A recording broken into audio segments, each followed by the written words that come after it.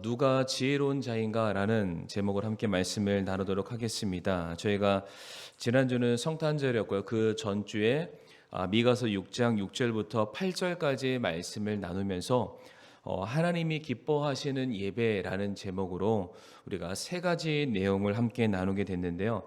하나님께서 기뻐하시는 예배는 어떠한 것이었냐면은 세 가지 기준이 있었는데, 첫 번째는 의롭게 행하고 있는가, 두 번째는 우리가 사랑으로 하고 있는가, 그리고 세 번째가 우리가 겸손하게 하나님과 걷고 있는가, 동행에 대한 부분입니다.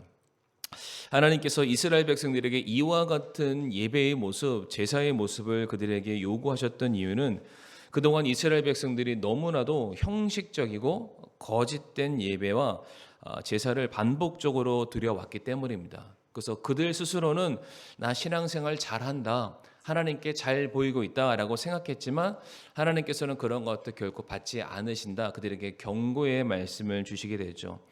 그러니까 너희가 그러한 삶을 아무리 반복해봤자, 거기에 열심과 정성을 더해봤자 그런 것은 나는 받지 않고 나는 기뻐하지 않을 것이고, 그러한 제사와 그러한 예배는 결코 너희의 삶을 조금 더 변화시켜 줄 수 없어 라고 말씀하시면서 8절의 새로운 기준을 그들에게 허락해 주셨던 겁니다.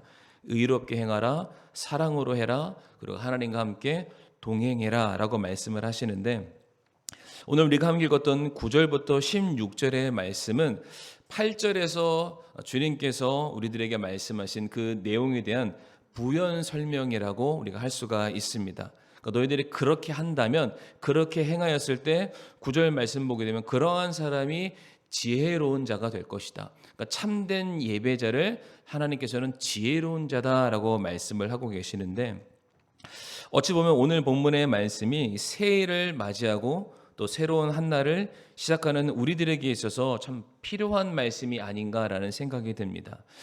우리가 과거에 잘못된 것을 계속해서 반복한다면 그러한 것으로서는 우리가 결코 새로워질 수가 없죠. 바뀌어야 됩니다. 지금보다 더 나아져야만 하죠.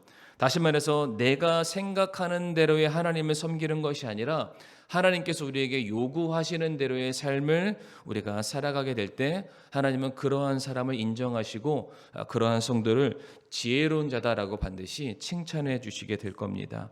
그래서 오늘 세 가지를 통해서 어떠한 사람이 지혜로운 사람인가 우리가 짧게 좀 살펴보도록 할 텐데요. 첫 번째로 지혜로운 사람은 어떠한 사람이냐면 바로 타협하지 않는 사람이 지혜로운 사람입니다. 오늘 본문 10절과 11절 말씀을 제가 한번 다시 읽게 되면은, 사악한 자의 집에 아직도 사악한 보물이 있으며 부족하여 가증한 자가 되었느냐, 내가 사악한 저울과 속이는 추를 담은 자루를 지니고 다니는 자들을 깨끗하다 하겠느냐라고 말씀을 하십니다. 이 10절과 11절은 8절 말씀에 나와 있는 그 의로움에 해당되는 부분이다라고 말씀을 드리고 싶은데, 여기 10절과 11절에서 사악한 보물을 말씀을 하십니다. 그런데 어떻게 이와 같은 사악한 보물, 재물을 사람들이 모으게 됐냐면 바로 사악한 저울과 속이는 추가 있었기 때문에 그러한 재물을 모을 수 있었다라고 말을 합니다. 물건을 팔 때에 정당하게 정해진 무게로 팔아야만 합니다. 그런데 저울과 추를 속여서 더 많은 이득을 취하는 행위, 그로 인해서 얻게 된 재물을 성경은 그것이 사악한 보물이다라고 말을 하고 있습니다. 이게 상인들의 입장에서는 싼 것을 상대방에게 비싸게 팔아서 많은 이윤을 남기는 거, 그들의 입장에서는 잘하는 일이다라고 할 수 있겠죠. 남을 속여서라도 내 필요를 더 많이 가져가는 것이 이득이고, 그렇게 하는 것이 잘하는 장사이기 때문입니다. 장사하시는 분들이 그런 말씀들 많이 하시는데요. 정직하게 해서는 남는 게 없다. 시장 가면 꼭 하시는 말씀들이 있잖아요. 팔아도 남는 거 하나도 없다. 분명히 남는 게 있을 텐데 남는 게 없다라고 말하면서 그렇게 물건을 팔고 있습니다. 그런데 오늘 본문 말씀에서 그와 같은 행위를 깨끗하지 못하다, 다시 말해서 불의하다라고 말을 하고 있습니다. 저는 이것을 우리들의 신앙생활에 한번 적용해서 말씀을 좀 드리고 싶은데, 이게 어떻게 우리가 이해할 수 있냐면, 하나님의 말씀대로 살아야 한다는 명령을 우리가 받았습니다. 그러니까 말씀을 통해서 우리가 그렇게 살아야 된다는 삶의 기준을 우리가 받아들였죠. 그런데 그 말씀대로 살려다 보니까 그렇게 사는 것이 맞지만 그렇게 살아갔을 때 정말 나한테 이득이 있을까? 그러니까 말씀대로 내가 정말로 살고자 한다면 내 삶에 손해 보는 게 너무 많은 것처럼 느껴질 때가 많이 있습니다. 오히려 그렇게 살 때에 너무 정직해서 너무 내가 순종적이고 너무 누군가를 배려하다 보니까 오히려 남들보다 더 잘 사는 삶이 아니라 남들에 비해서 좀 뒤처지는 삶처럼 느껴지게 되고요. 그리고 남들보다 내가 무엇인가 좀 모자른 사람처럼 느껴질 때가 간혹 있습니다. 그러니까 하나님의 말씀은 분명히 진리이고 이 말씀은 내가 반드시 순종해야 한다는 것은 압니다. 그럼에도 불구하고 이 말씀에 대해서 내가 100% 온전히 순종하기보다는 나름대로의 방법을 모색합니다. 말씀을 지키지만은 100% 지키는 것이 아니라 조금 타협하고 조금 방법과 여러 가지 방향성을 달리해서 내게 유리한 방식대로 우리가 말씀에 순종하는 그런 때가 있다는 것이죠. 성경을 우리가 좀 찾아보게 되면은 하나님의 말씀대로 행하였지만 조금 비틀어서 행했던 사람들, 그러니까 그 사람들이 또 결말들을 우리가 볼 수 있는데 대표적으로 제가 세 부류의 사람을 찾았습니다. 첫 번째로는 아론의 두 아들, 혹시 이름이 기억나시나요? 나답과 아비후가 있습니다.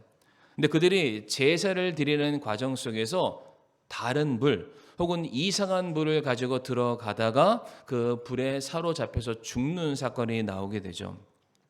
그리고 두 번째로는 엘리의 두 아들인 홈니와 비느하스가 나오게 되는데 그들은 하나님께 드리는 제사를 멸시하는 사람들로 등장을 하고 있고 또한 하나님의 궤를 그들의 삶의 성공을 얻기 위한 도구로 잘못 사용하다가 그들이 한날 한시 같은 자리에서 죽임을 당하게 됩니다.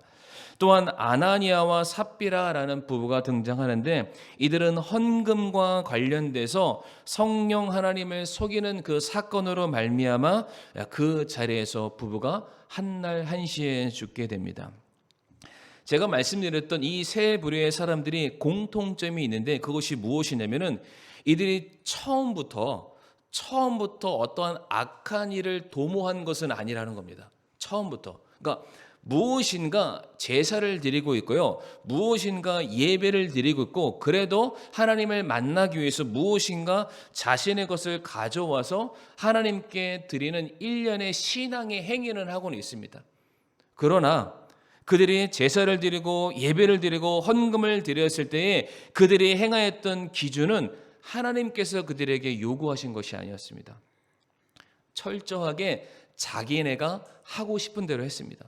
제사를 드렸지만 내가 드리고 싶은 제사, 예배를 드렸지만 헌금을 드렸지만은 철저하게 내가 생각했을 때 이 정도면 돼라는 기준으로 예배와 제사와 헌금을 드렸기 때문에 하나님께서 그들의 모든 것들을 받지 않으셨음을 우리에게 말씀하고 계시죠.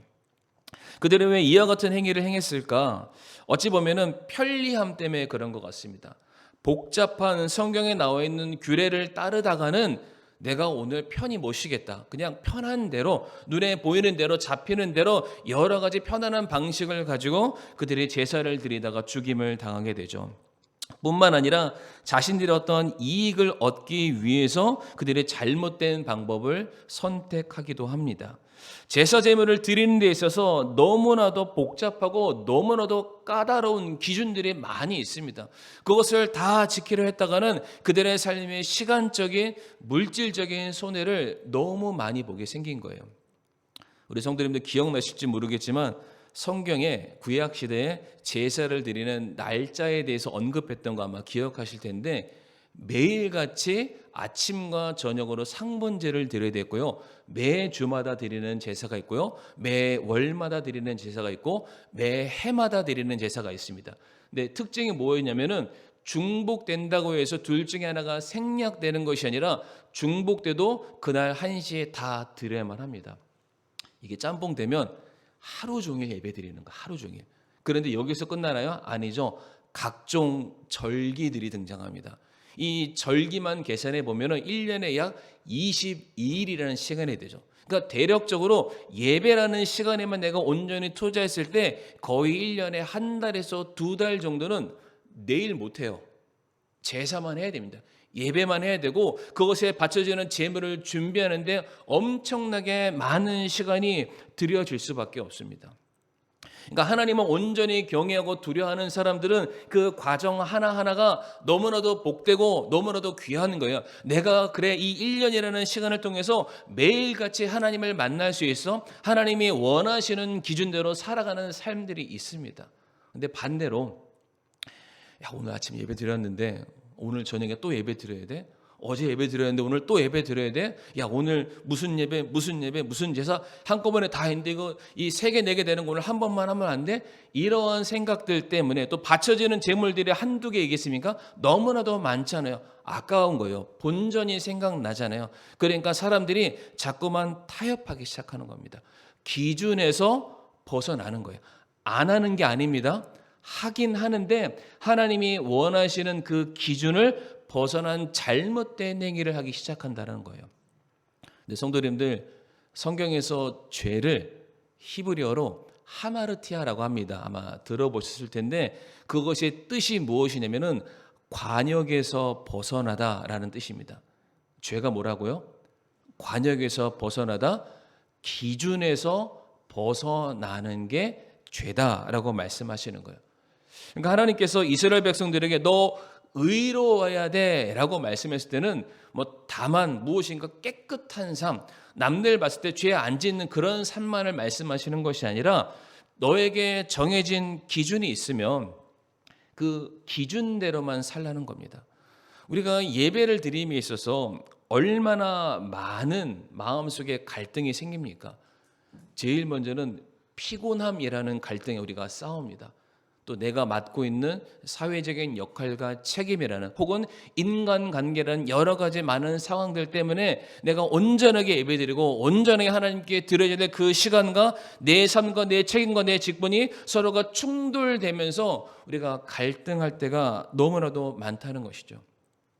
그냥 우리들의 삶을 돌아보건대 우리가 예배를 드려야 하는 이유보다는 예배를 드리지 못하는 이유가 우리를 더 많이 짓누를 때가 많이 있습니다. 그러다 보니까 하나 둘씩 우리가 타협하기 시작한다는 것이죠. 절대로 그것을 딱 자르고 안 돼. 나는 하나님의 말씀대로 지켜 행할 거야. 나에게는 순종이 우선이야. 내 삶의 우선순위는 하나님이야. 라고 내가 그렇게 결정하고 선택했던 그런 단호한 신앙의 모습보다는 조금씩 우리가 타협한다라는 거예요. 하나님께서 그런 거 절대로 원치 않으신다라고 말씀을 하십니다. 다 같이 갈라디아서 6장 7절에서 9절 말씀 같이 한번 좀 읽어보도록 할 텐데요. 읽겠습니다. 시작. 속지 말라. 하나님은 조롱당하지 아니하시나니 사람이 무엇을 심든지 또한 그것을 거두리라. 자기 육신에게 심는 자는 육신으로부터 썩는 것을 거두되 성령에게 심는 자는 성령으로부터 영존하는 생명을 거두리라. 아멘. 쉽게 표현해서 임의로 행하지 말라라는 것입니다. 우리 눈에 보기 좋은 대로 선택하고 결정해서는 안 된다라는 것이죠. 예수님께서 죽기까지 하나님의 말씀에 순종하셨던 것처럼 우리 역시 하나님께서 보시기에 합당한 자로서 우리들의 삶의 모든 선택과 기준을 내리는 자가 되어야 된다라고 말씀하고 계십니다. 타협하는 신앙으로는 우리가 1년 내내 열심을 다해서 신앙생활했다 할지라도 하나님은 결단코 기뻐하지 않으십니다. 하나님께서 지혜로운 자가 되라라고 말씀하시는 것은 더 많은 것을 하는 자가 아니라 우리에게 주어진 기본적인 책임, 의무, 성도로서 마땅히 해야 될 것 그것만 잘 지켜도 지혜로운 자다라고 말씀하신다는 사실이죠. 두 번째로 어떠한 사람이 지혜로운 사람이냐면 바로 사랑을 실천하는 사람이 지혜로운 사람입니다. 제가 어떻게 지금 설명을 진행해 가고 있냐면은 8절에 의롭게 행하는가 사랑으로 행하고 있는가 동행하고 있는가, 이것에 대한 확장판을 성도님들에게 말씀드리고 있는데, 과연 우리가 사랑을 실천하는 자로 살고 있는가, 이 부분을 좀 우리가 이 시간 생각해 보기를 원하는데, 8절 말씀에는 사랑이라는 단어가 등장을 합니다. 근데 이 사랑이라는 게 원어적으로 어떻게 읽냐면은 아마 한번 들어보셨을 거예요. 헤세드라고 들어보셨나요? 헤세드? 이게 사랑이라는 표현입니다. 헤세드의 사랑.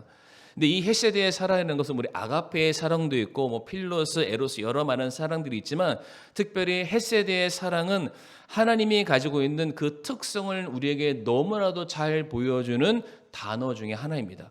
무려 성경에 헤세드라는 사랑이 240회나 기록이 되어 있는데, 우리가 그것만 잘 분석해도 하나님이 이와 같이 우리에게 사랑을 베풀어 주시는구나 라는 것을 알 수 있습니다. 그런데 헤세드라가 240번씩이나 쓰였으니까 굉장히 많은 용례들이 나오겠지만, 우리가 알아야 될 대표적인 두 가지 의미가 있는데, 하나는 감정이나 조건에 치우치지 않는 사랑입니다.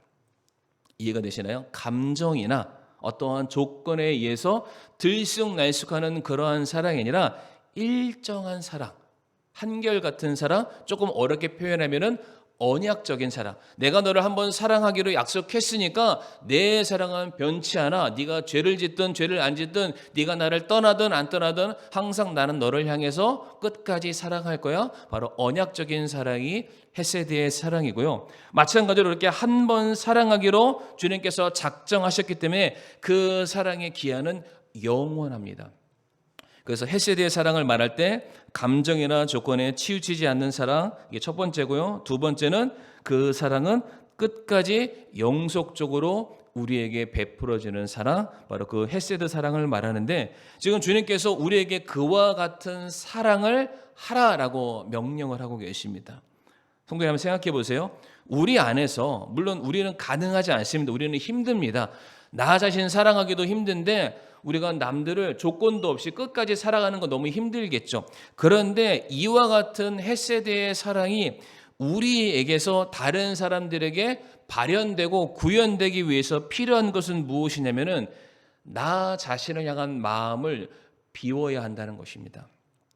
내가 먼저 사랑받으려 하고 내가 먼저 만족해야 된다라고 한다면 우리는 누구도 사랑할 수 없습니다. 왜? 내게 먼저가 돼야 되잖아요. 그러나 주님께서 우리에게 말씀하시는 사랑의 조건은 무엇이었냐면은 조건이 없다, 무조건이다 라고 말씀을 하시고, 한 번 사랑하면 끝까지 사랑해야 된다 분명히 말씀하시는데, 예수님이 이 헤세드의 사랑을 우리에게 너무나도 분명하게 보여주신 사례가 있습니다.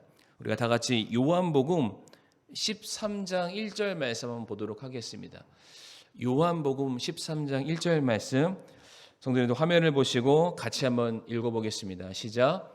이제 유월절 전에 예수님께서 자기 때가 이르러 자기가 이 세상을 떠나 아버지께로 가야 할 줄 아시고 세상에 있던 자기 사람들을 사랑하시되 끝까지 사랑하시니라. 아멘.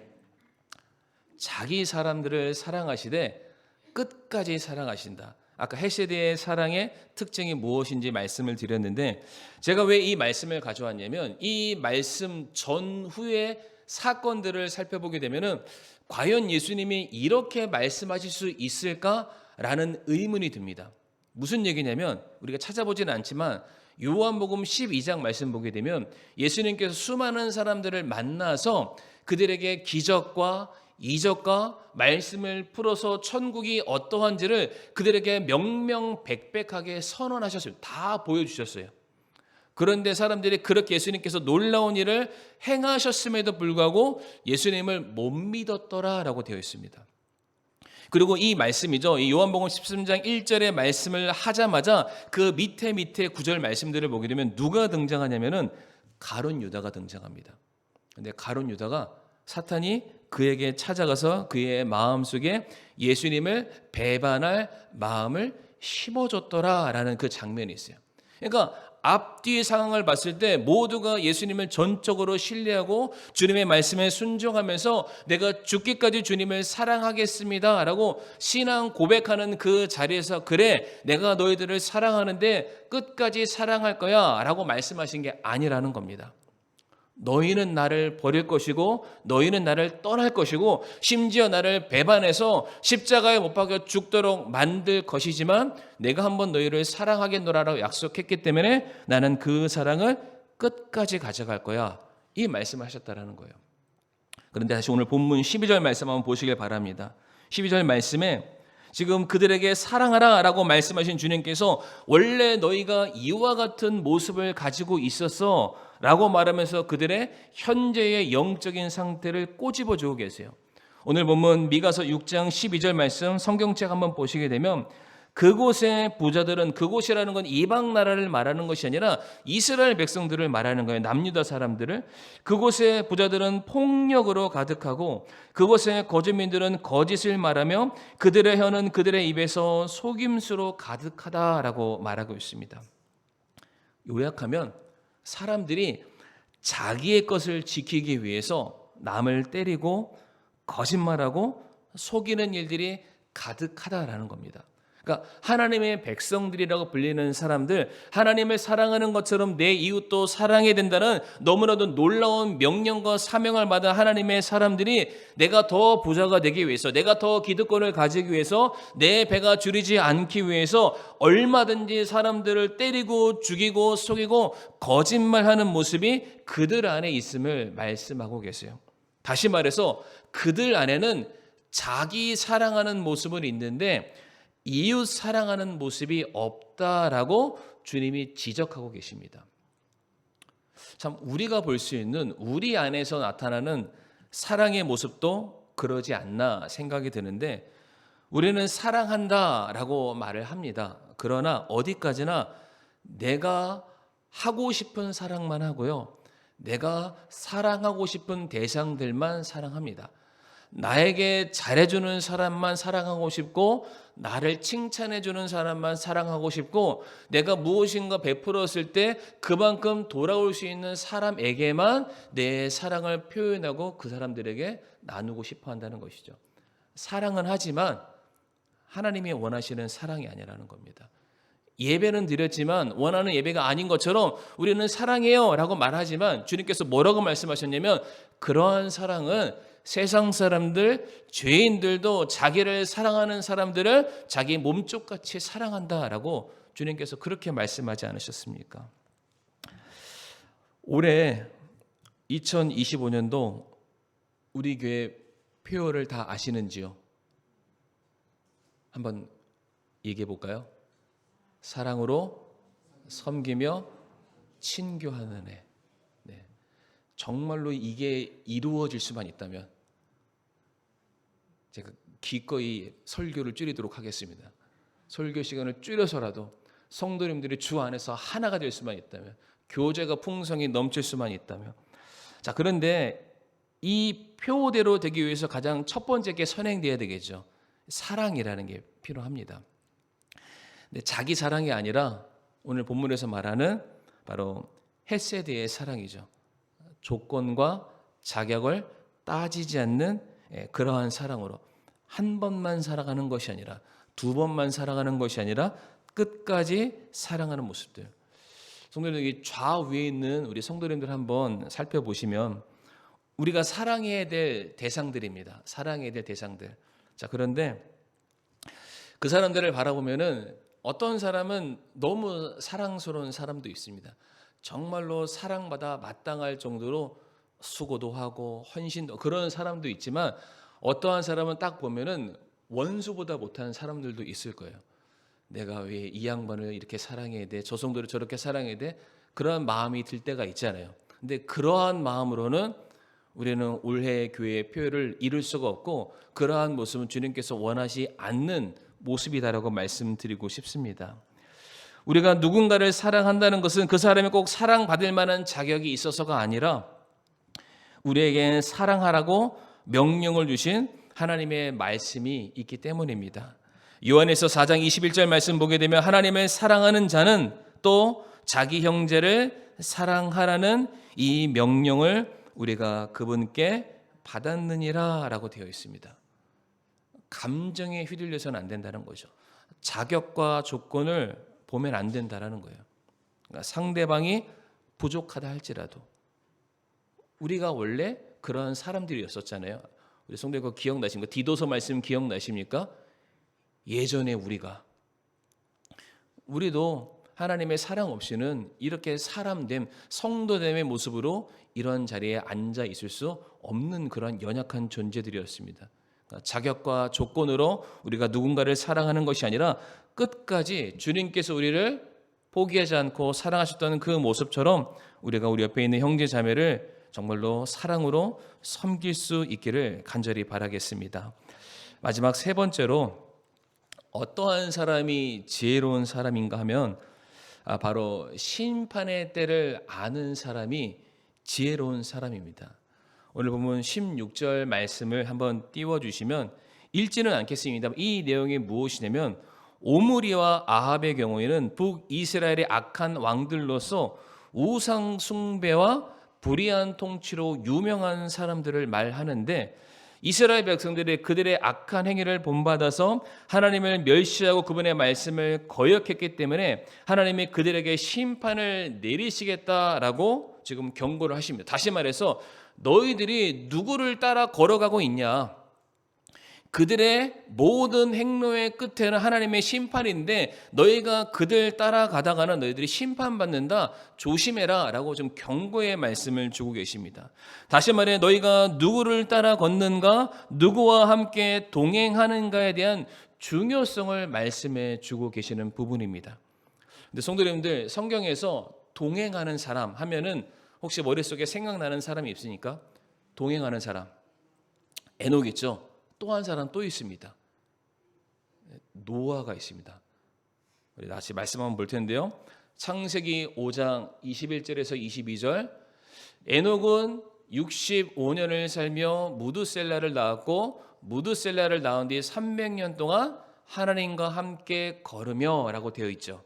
그 다음에 있는 창세기 6장 9절 말씀 보게 되면 노아의 세대들은 이러하니라. 노아는 의인이요 그의 세대들 가운데서 완전한 자더라. 그가 하나님과 함께 걸었더라 라고 되어 있습니다.